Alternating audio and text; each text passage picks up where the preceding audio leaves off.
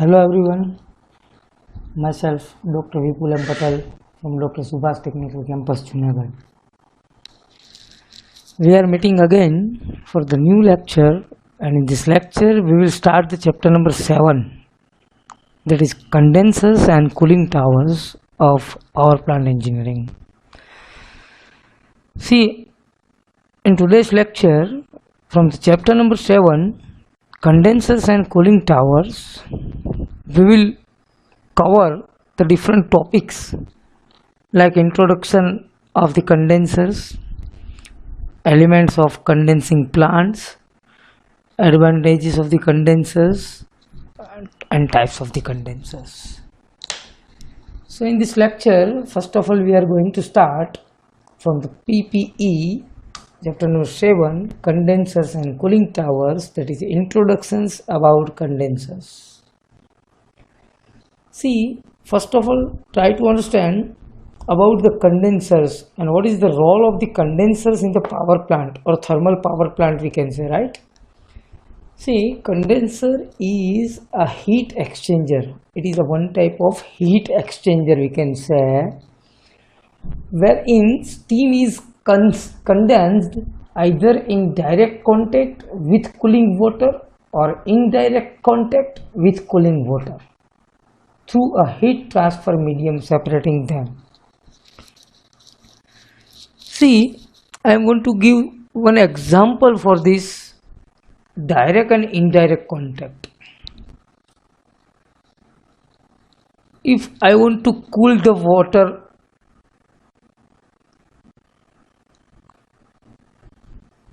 with the use of ice cube, then directly I can mix it, ice cube with the water, or we can say buttermilk. How can we cool it? With the use of the ice cube, directly we can merge both these items, either buttermilk or water, with the ice cube, and we can directly cool it. Another example I want to give you, if I want to cool the fruit salad or badam shake with the use of the ice cube, can we merge it directly? No. Understand what I want to give the example with the use of the direct and indirect contact. We can't merge, we can't mix ice cube with the with the milk or fruit salad or badam shake. But we can cool it with the use of the ice. How? We can put it behind the item. We can't mix it directly. It is indirect contact. And first one that I have given to you, example of the water and buttermilk. So we can directly mix up both the items, ice cube and buttermilk or water. It is the example of direct contact. So steam condenser has the following two objects, or we can say application of the condenser in the thermal power plant. The main objective is to create a low back pressure for the turbine exhaust so as to obtain the maximum possible energy from steam and thus to secure a high efficiency. The main object of the condenser, with the use of this condenser we can create a low back pressure at the turbine exhaust. So with the use of it we can easily obtain the maximum possible energy from the steam. So we will get the high efficiency. Another objective, or we can say secondary objective, is to condense the exhaust steam from the turbine and thus recover the high quality feed water for reuse the cycle. Second objective, try to understand, to condense the exhaust steam from the turbine and thus recover high quality of feed water. And also with the use of that, if you want to reuse the cycle, then we have to use the condenser, right? These are the elements of condensing plants: condenser, air extraction pump, condensate extraction pump, cooling water circulating pump, hot well, cooling tower, makeup water pump, and boiler feed pump. So condenser, application of the condenser that we have already discussed in the previous slide. Air extraction pump. So with the use of this extraction pump, we can easily extract the air simply. Second thing is a condensate extraction pump. Application is same, but in place of air, we can extract the condensate with the use of this extraction pump. Next one, that is a cooling water circulating pump. So we want to circulate the cooled water, then we can use this circulating pump or cooling water circulating pump. Hot well, that we will discuss in the next slide. Cooling tower. I hope all of you have seen the cooling tower in the thermal power plant. Shape of the cooling tower, importance of the cooling tower, types of the cooling tower, what is the application of the cooling tower in the thermal power plant, that we will discuss in this chapter. Condenser and cooling towers. Makeup water pump and boiler feed pump. These are the different elements of the condensing plant. You can see the figure of these elements of the steam condensing plant. So which type of elements we are using in this condensing plant? Cooling tower, cooling water pump, makeup water pump, condensation extraction pump that we have already seen in the previous slide, air extraction pump, and hot well. And one major equipment of this condensing plant or steam condensing plant is the condenser, right? So these are the different elements of this condensing plant, right? So what is condenser chamber and what is the application of the condenser chamber? This one, where steam get condensed, right? वो जो हमारी steam है वो उसमें condense होगी. Cooling water supply mechanism, which provides the cold water to the condensed steam by heat exchanging without or with direct contact or indirect contact. So which type of condenser we are using for this particular plant depends on that. Then hot well, over here you can see, so in which the condensed steam is collected, and from it steam boiler feed water may be taken if required. You can see over here, boiler feed pump through boiler, sorry, to boiler through boiler feed pump, right? So steam is always condensed with the help of the cooling water, but the techniques are different, right? For the different condensers depends which type of technique we are using. So depending upon the condensation techniques, there are mainly two types of condensers, that is jet condensers and surface condensers, or we can say jet steam condensers and surface condensers. And now we will discuss about the advantages of the condensers, right? So if it increase the work output per kg of steam supplied to the water supplied to the power plant. So it also reduce the specific steam consumption, therefore reduce the size of the power plant of the given capacity, right? With capacity power plant is running. So on the basis of that, if we are using a condenser or it increase the work output per kg of the steam supplied to the power plant, definitely we can reduce the specific steam consumptions. So therefore, if we can reduce the size of the power plant of the given capacity, right? It improves the thermal efficiency of the power plant. Condenser. Understand? In general application also we can easily understand with the use of the refrigeration. And if you can understand that things, then definitely you can understand about the advantages of the condenser, right? It affects the saving in cost of the water to be supplied to the boiler, since the condensate is returned to the boiler.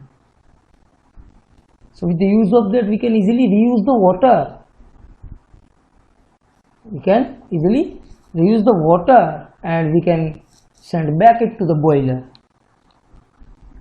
And cost of the water softening plant is also reduced, since pure feed water is available for the boiler, right? We have to soften the water if we want to use it in the boiler, but if we are using a condenser, then definitely we can decrease the cost of the water softening plant and we can reduce, since this pure feed water is also available for the boiler, right? Now these are the types of condensers. So according to the type of the flow, which type of flow, in that the condenser. So on the basis of that, we can classify it into the two categories: parallel flow and counter flow. But counter flow is also known as a cross flow. Now another thing, that is according to the cooling action, we can classify it into the two main categories: jet steam condensers and surface steam condensers. But jet steam condensers is also known as a mixing type, and surface condenser is non-mixing type.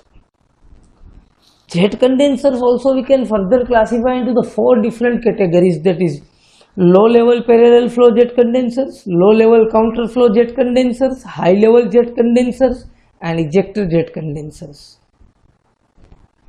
Further, surface condensers or surface steam condensers or a non-mixing type condensers, we can further classify into the different five categories or five types: downflow, central flow, inverted flow, evaporative flow, and regenerative type flow.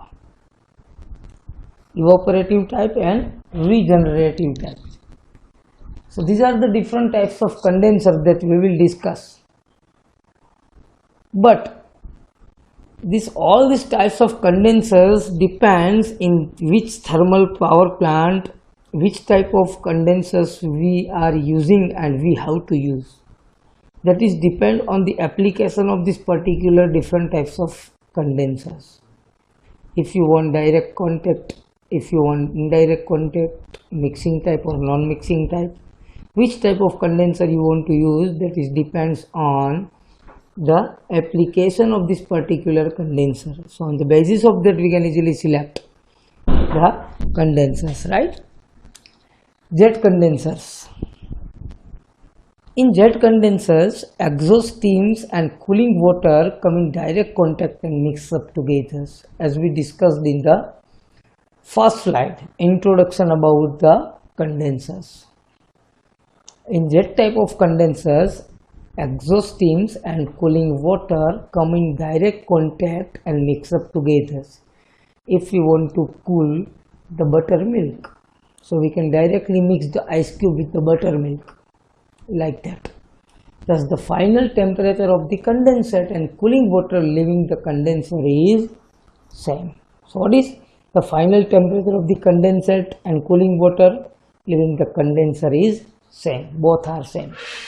So such condensers are normally used for a power unit, small power units we can say. So this type of jet condensers we are using for the small power units. It can be used when cooling water is cheaply and easily available. Where our cooling water is easily available and no higher cost we are paying for this particular cooling water, then and then we can use these type of jet condensers. These condensers are not usually employed since the condensate collected cannot be reused in the boiler. This type of condenser are not usually employed since the condensate collected cannot be reused in the boiler because it contains impurities like dust, oil, metal, particles, etc. in the condensate. Why all these impurities like dust, oil, metal particles that will mix with the condensate? Because of direct contact. If in our ice cube, if there is some impurities like dust, oil particles, metal particles, so with the use of that particular ice cube, if you want to cool the buttermilk, then directly mixing, then all the impurities those are available in this ice cube, that will directly mix with the buttermilk. So this buttermilk we can't drink. That's why this type of condensate we can't use again or reuse in the boiler because of that impurities. Now first one, that is a low level parallel flow jet condensers. You can see the figure. Low level parallel flow jet condensers. You can see the figure in that we are using a exhaust steam, and this steam we will directly throw to the condenser. So in that condenser we are using a buffle plate and air pump. Then you can see in the figure directly condensate, you can see at the bottom of the condenser. So this condensate extraction pump we are using. So with the use of this pump we can easily extract the condensate and we will send it to the hot well. Right? Now from the hot well it will again send to the boiler, and those overflow hot well that will directly go in the cooling pump. So exhaust steams and cooling water both flow in the same directions. Those exhaust steam we are sending it to the condenser, and cooling tower, both the flows are in the same direction. That's why it is called parallel flow low level jet condensers. So wet air pump is used to extract the mixture of the condensate, air and the coolant. So this limits the vacuum creates in the condenser up to the 600 mm Hg of, means mm of Hg, that is called millimeter of the mercury, or unit of the pressure also we can say that, right? 600 mm of Hg. So this is parallel flow low level jet condensers. Now low level counter flow jet condenser, it is also one type of jet condensers, and we are using condensers for condensate or to condense the steam, right? You can see exhaust steam, it is from the here. The cooling water is supplied from the top of the condenser. Cooling water is supplied from the top of the condenser, and steam is from side of the condenser over here. So direction, both the direction changed, steam, direction of the steam and direction of the cooling water, both are changed. That's why it is called counter flow.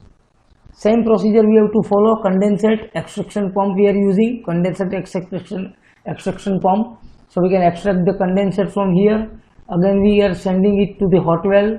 Overflow will go to the cooling pond, and another is from the another is to the boiler. This is the cooling water. We will send it to the top of the condenser, right? So the cooling water is supplied from the top of the condenser, and steam is from the side of the condenser. So the water flow in downward direction through a series of perforated trays. You can see over here it is perforated trays. So steam get condensate while it comes into contact with the falling water. जो steam यहाँ से enter होती है वो cooling water के contact में आएगी, और directly we can say that steam get condensed while it becomes in the contact with the falling water. The air pump always maintains the required vacuum in the condenser and it induces the cooling water to be lifted into the condenser up to the height of the 5.5 meter. The height is 5.5 meter. What? The air pump always maintains the required vacuum in the condenser and induces the cooling water to be lifted into the condenser. And the excess amount of the condensate from hot well flows into the cooling pond by overflow pipe. Overflow pipe. This is low level counterflow, not parallel flow, it is counterflow. Why? Because the direction of the cooling water and exhaust steam are not same, but in the parallel flow same. That's why it is called counterflow. Now high level jet condenser or biometric jet condenser we can say. So what is high level jet condenser?